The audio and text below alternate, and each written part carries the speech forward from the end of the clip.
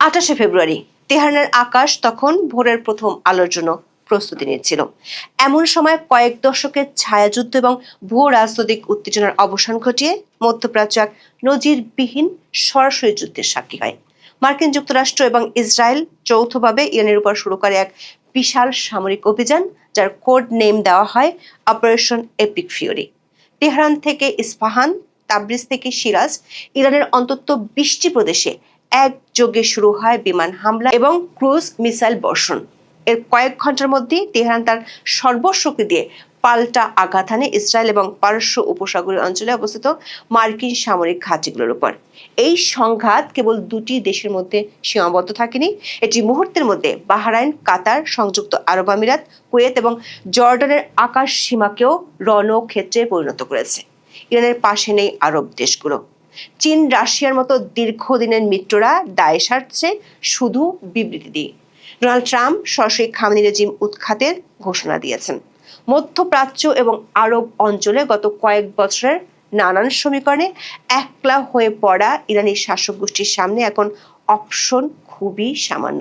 সেই সঙ্গে দেশের অভ্যন্তরে রেজিম বিরোধী ব্যাপক জনক্ষোভ পরিস্থিতি আরও জটিল করে তুলেছে।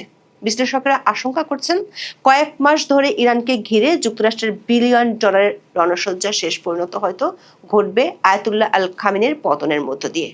তার জায়গায় আসবেন পশ্চিমা বিশ্বের মনোনীত কোনো শাসক। প্রশ্ন হলো, এই সমীকরণে কি বদলে যাচ্ছে মধ্যপ্রাচ্য তথা বিশ্ব রাজনীতি? মধ্যপ্রাচ্যের গত এক দশকের ঘটনা প্রবাহ পর্যবেক্ষণ করলে দেখা যায়, আজকের এই দিনটি কেবল একটি যুদ্ধের শুরু নয়, বরং এটি সমগ্র মধ্যপ্রাচ্যের মানচিত্র এবং ক্ষমতার ভারসাম্য পুনর্নির্ধারণের একটি মহালগ্ন। বিস্তারিত জানতে চলুন যাওয়া যাক বিশ্লেষণ।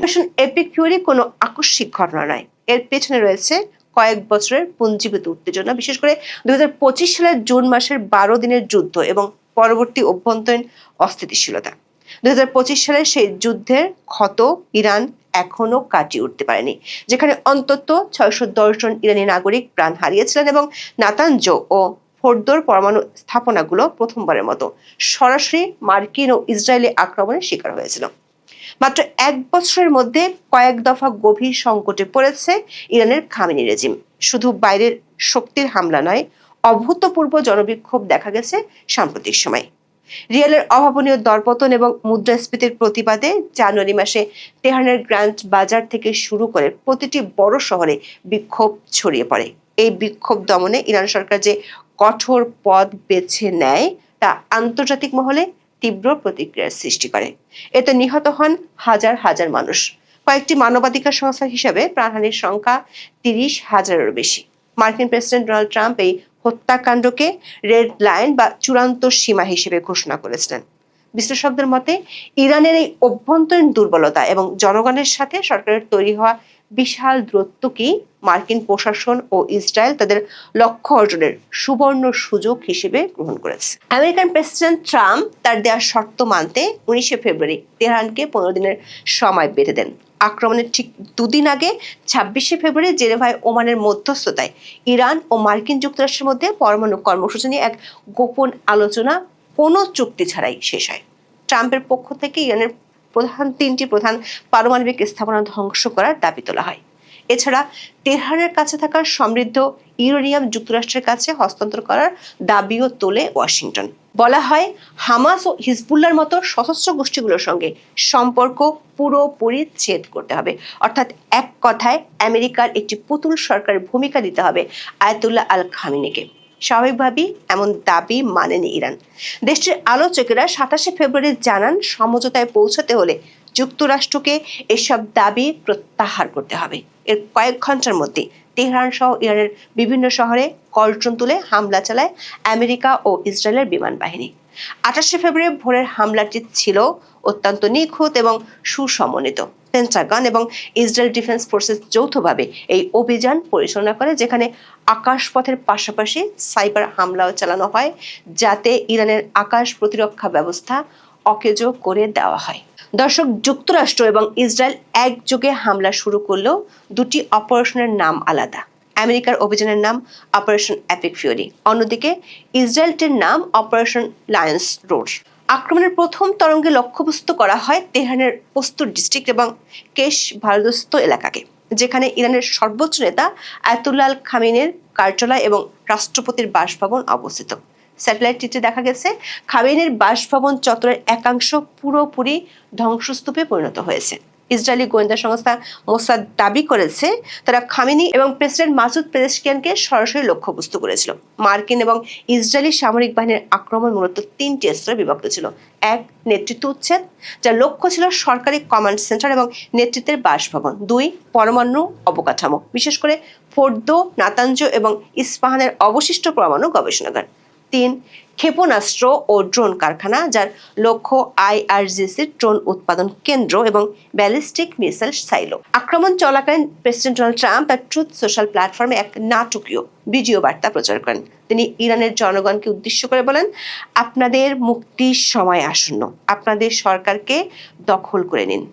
এটি কেবল একটি সামরিক ঘোষণা ছিল না, বরং কয়েক দশকের মধ্যে মার্কিন যুক্তরাষ্ট্রের পক্ষ থেকে ইরানে প্রকাশ্য রেজিম চেঞ্জ বা শাসন পরিবর্তনের প্রথম সরাসরি ডাক। ইরান দীর্ঘ সময় ধরে যে প্রক্সি যুদ্ধের কৌশল অবলম্বন করেছিল তা এবার সরাসরি যুদ্ধের রূপ নেয়।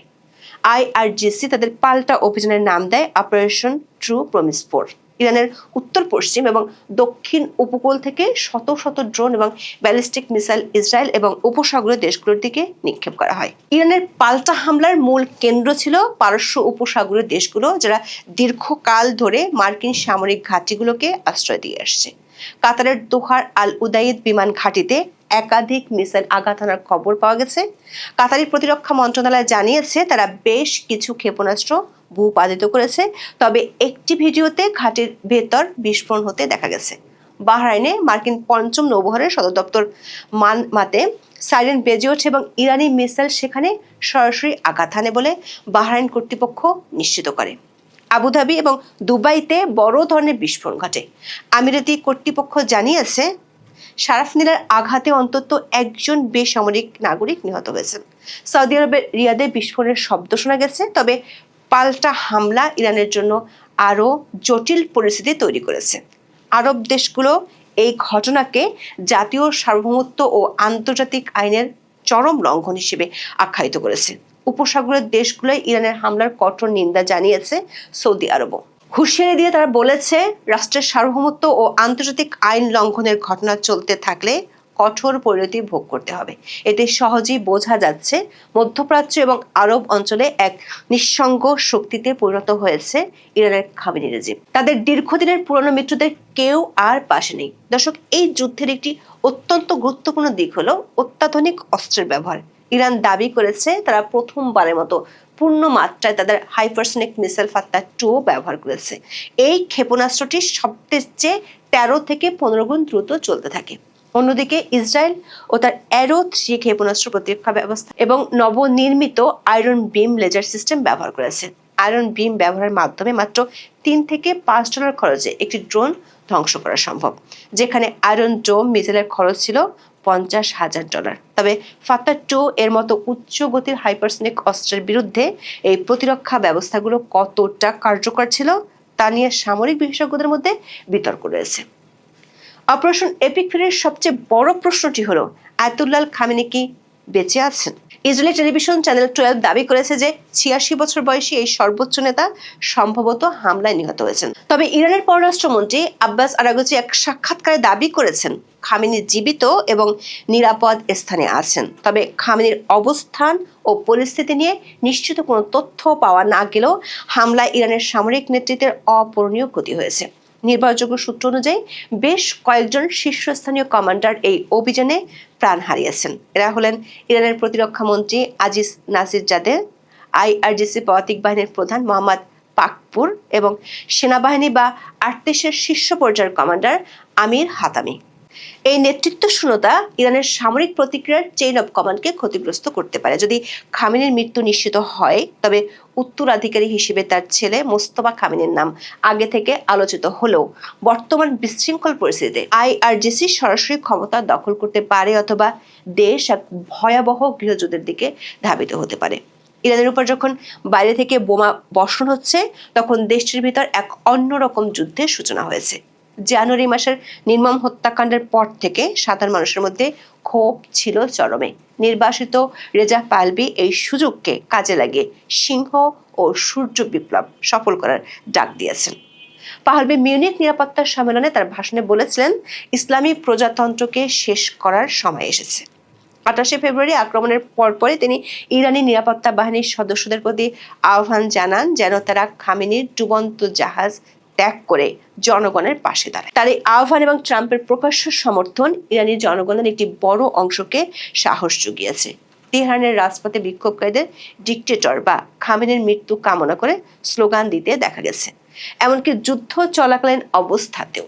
মধ্যপ্রাচ্যের ভূ রাজনীতিতে দীর্ঘকাল ধরে একটি অলিখিত নিয়ম ছিল, কোনো আরব দেশ সরাসরি ইসরায়েল আমেরিকার পক্ষে ইরানের বিরুদ্ধে দাঁড়াবে না। কিন্তু 2026 সালের এই যুদ্ধে সেই সমীকরণ বদলে দিয়েছে। 2023 সালে চীনের মধ্যস্থতায় যে সৌদি ইরান সম্পর্ক উন্নয়নের উদ্যোগ নেওয়া হয়েছিল তা এখন পুরোপুরি ধসে পড়েছে।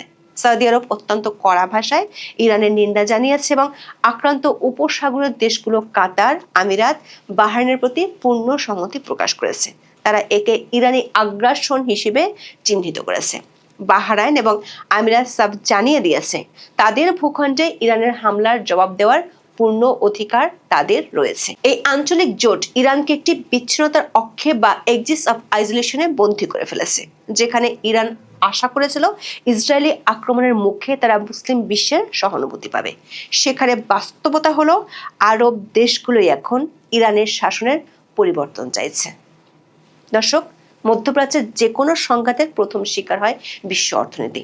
28শে ফেব্রুয়ারি সংঘাত শুরুর কয়েক ঘন্টার মধ্যে ব্রেন্ট ক্রুড অয়েলের দাম ব্যারেল প্রতি $73 উঠে যায়। বিশেষজ্ঞরা সতর্ক করেছেন, এটি কেবল শুরু। যদি ইরান তার চিরাচরিত হুমকি অনুযায়ী হরমুজ প্রণালী বন্ধ করে দেয়, তবে বিশ্বে তেলের বাজার এক মহাপ্রলয়ের সম্মুখীন হবে।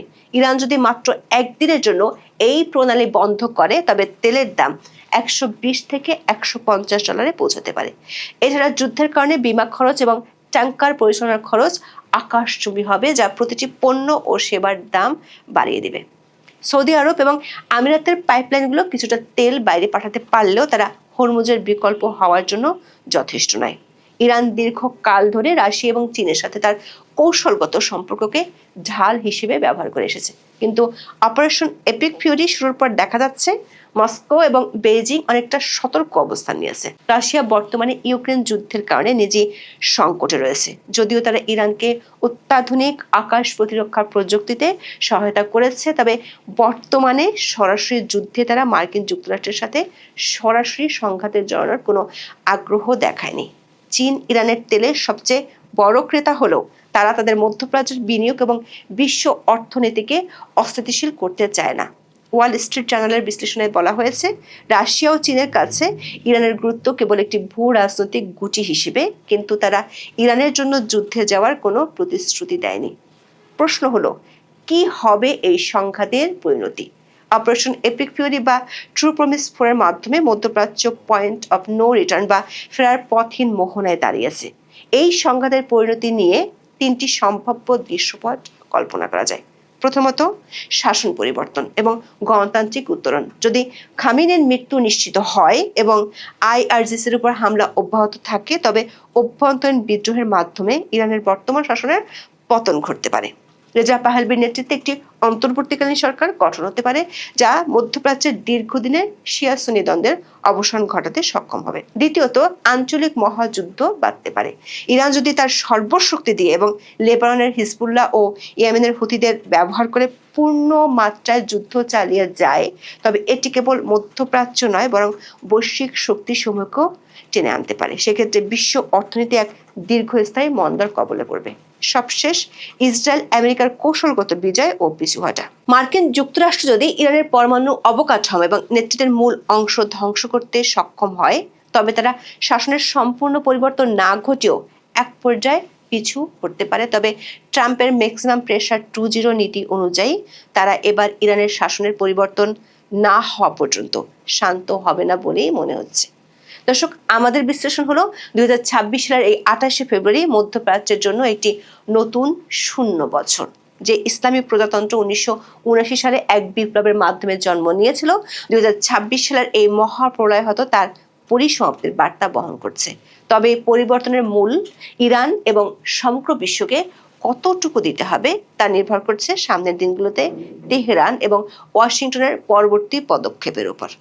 মধ্যপ্রাচ্যের মানচিত্র হয়তো একই থাকবে, কিন্তু তার ভিতরের চালিকার শক্তিগুলো চিরতরে বদলে যেতে শুরু করেছে।